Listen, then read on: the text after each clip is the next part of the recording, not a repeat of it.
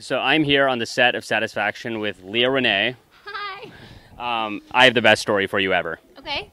So I have been trying to chase you down for an interview for like 2 years, and like when Playboy Club was on, they were like, oh, you got to talk to Leah. She's Canadian. We can't wait for you to talk to her. And I'm like, okay. But then they kept like pushing it. They were like, all right, it's gonna happen next week. I'm like, all right, I got the purple shirt. I'm ready. And then the week would come, and they're like, in Chicago? no, they were gonna bring you here for like a junket or something. Yeah.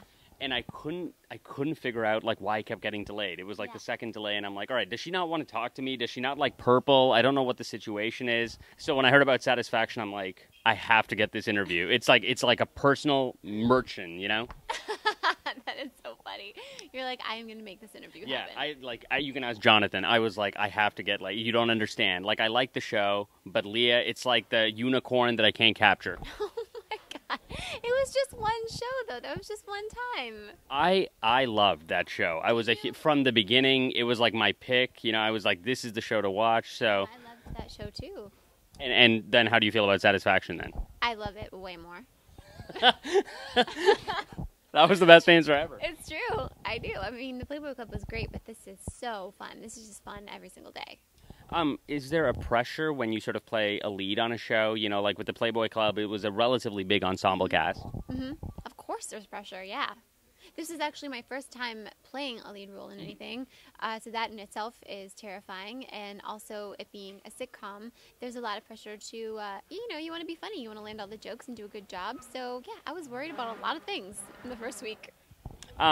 When you have a comedy like this, does the pressure fall on the actor to deliver the lines kind of like in a humorous way, or does it all come down to the writing? Like if people said, oh, that show, it's not really funny, do you just say, oh, it's the writers, it's not me?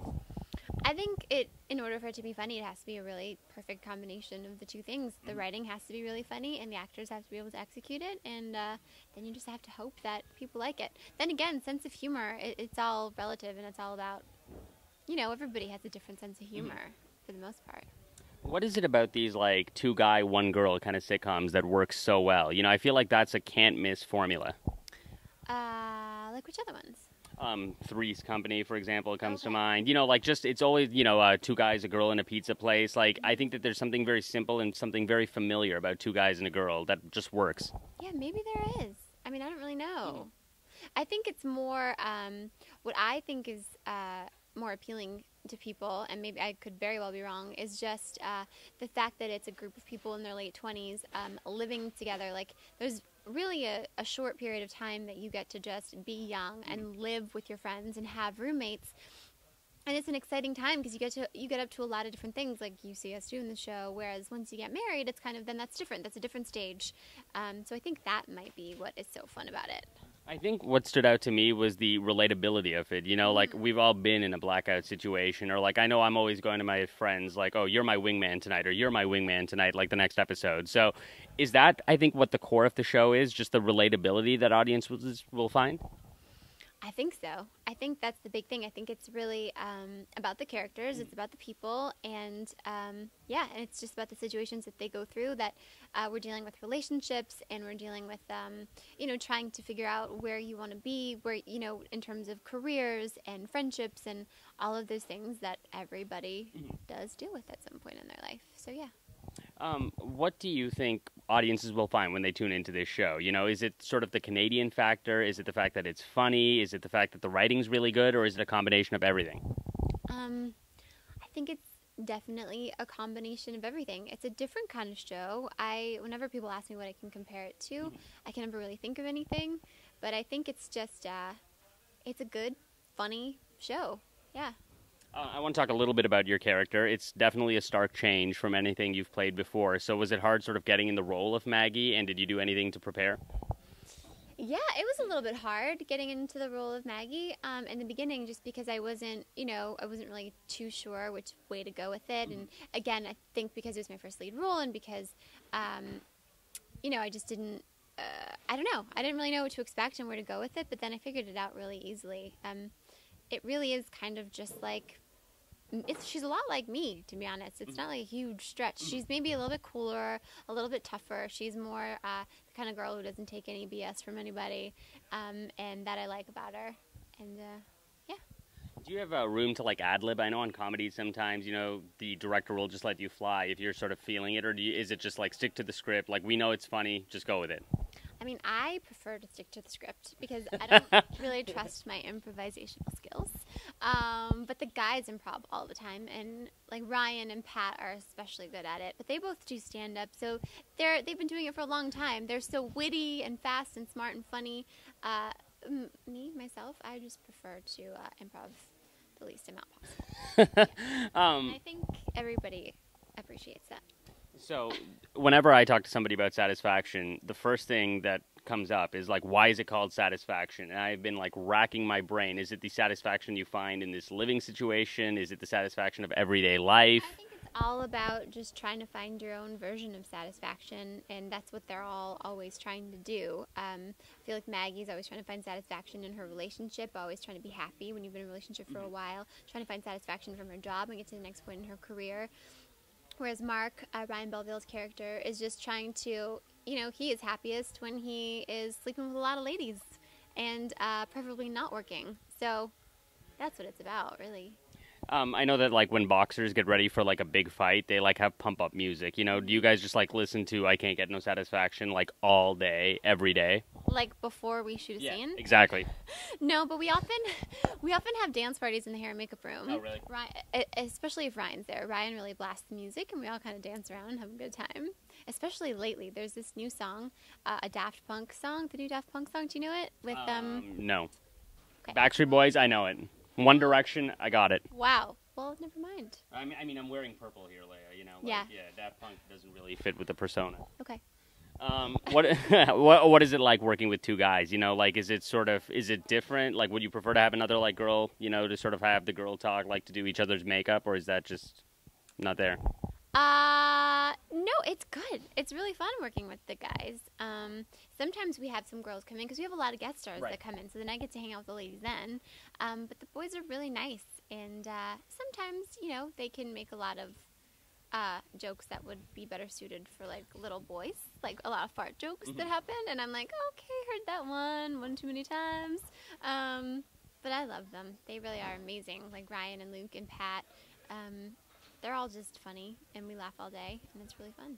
You know, the one thing that I sort of remember about Satisfaction is like how much effort and promotion CTV has put behind it. You know, how great is that to sort of have such network support for a show that hasn't really proven itself yet?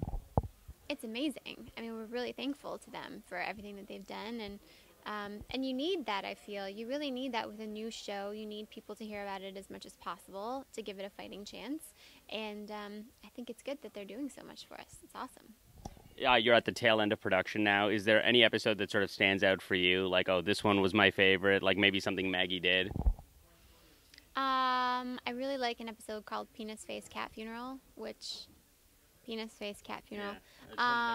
Yeah, that one I really like, just because it involves a lot of stuff that I like. Like Maggie they were talking about how she's not a compassionate person and how she really loves French prank shows. And I myself love not necessarily French prank shows, but I really like a good prank every now and then. So that was a funny episode that you should definitely watch and laugh at. If audiences tune in for the first time, like episode 3, they kind of came late to the party, what can they expect from this show? Well, they won't be confused at all because the first episode, as you know, doesn't really, it doesn't explain every character and all of their relationships. You just kind of get dropped right down into the middle of our lives, and it's all really situational, and that's exactly what it is for the third episode, or if you started watching on the 5th episode, which I hope has not happened. I hope you've been watching the first one, but you would not be confused. And I don't really know what is episode 3, to be honest. We didn't shoot them all in order. We kind of did 105 and then 110, and I don't even know where we are at this point. And my last question is, I sort of felt like this was an easier role for you rather than what you played on Playboy Club. Not as controversial. Do you look at it that way, or are they both equally challenging? You know what I mean, right? I know what you mean. Yeah. I don't know. I mean, I think that they're just so different. When I played Alice on the Playboy Club, it was a drama, and there was a lot of serious things and serious issues that we were dealing with. So it was just a different experience, where this one is where it might have been harder in the beginning. It's now just been nothing but fun, because really we're just, I still can't believe it's happening, that this is my job, that I just show up and say funny stuff and laugh with the guys all day. Well, I wanted to ask if you could give me a tour of the set. I could? Could you? Okay, so we're going to investigate this ice cream? Yes, we are going to check this ice cream. Well, it's not cold. It's not cold in here. Oh, it's not cold at all. Yeah. Oh, skinny cat. Yeah, see, they just look like they're ice cream, but they're not really. These are like clusters. Is it even like a real brand, Skinny Cow? It is. I feel like that's what people call me. No. Okay, let's put this back before we get in trouble. But not cold at all. Not cold at all. So it doesn't really. Real. So it doesn't affect like the sound, right? Because the freezer's not on. Oh yeah, that's probably why. Okay. Wait, is all that? See, we're exploring this together. Let's find out. Yeah, this is all empty. But is it real though? Like you can't fake like It smells really bad in there, so something in there was real, and it's now rotting. Don't do it. Don't do it. I thought you were kidding. No, I was not kidding. Okay. But yeah, they have so many things here. It always amazes me, like the collection of items that they have. So and what just is this the way place that though? This they is. all... Tell me what this place is. Cafe Convenience. This is the Cafe Convenience. Okay. So they thought it would be funny, you know how we have coffee shops popping up kind of all over the place these days. And if they're in like a bookstore, they're like super cool. Yeah. And if you have it, you know, I don't know, where else can you have? Where else have you seen coffee shops lately? And like the most random like places. the Barnes so and like, Noble. let's just take it to like the next extreme and put a coffee shop inside an actual convenience store. So that's why it's the Cafe Convenience. Is this the place that they were like raiding during the blackout? Where they were trying to get the ice from. Yes. Yeah. Okay. Yes. This is that Exactly. place. Okay. Let's see what else. But yeah, but everything is basically real. Like everything in here, all of our cereal, they went Well, through but so look. much. Empty. Okay, don't show them that. Just cut that part out. Okay. Everything else is, but this one's real. Okay. Oh look. Okay. So how did they decide that? I don't know who decided what. Okay. But it's so real, in fact, that I've heard that some people on our set have been shopping here. Really? Maybe it's more like shoplifting. They hear that things You? keep going missing. Is it you? Not me. Oh. Is it Luke? I don't know who it is. I think it's Luke. Okay, I have something to confess. I have stolen a couple bottles of water. But look, I'm not the only one. Water. Come look. Okay. I'm not the only one who's stolen the water. Oh wow. Okay. What about this? Is this real?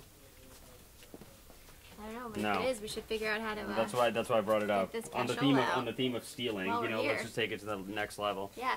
And I know that there was bread in here for a long time. That was definitely real because there was a lot of mold on it, you guys. Now, Wendell, he guest starred, didn't he? Yes. So is it just convenient Yes. that his Toronto son is the one that's here? How convenient.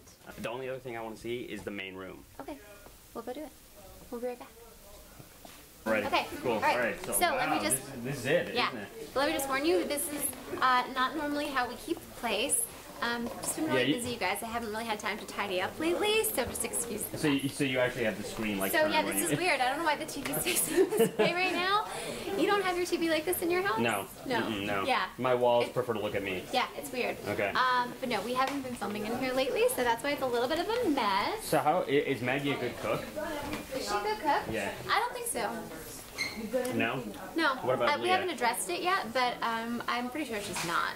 Is Leah a You good guys cook? say fantastic. I mean, can I see the kitchen? I mean, I don't mean to toot my own horn, but Okay. I'm pretty good. Yeah, this is the kitchen. Okay.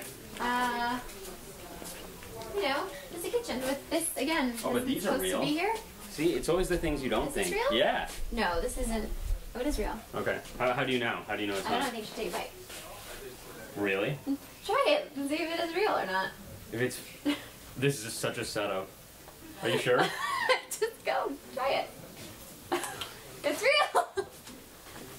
That would have been really bad if it wasn't. Yeah. Okay. It would have been horrible. Yeah.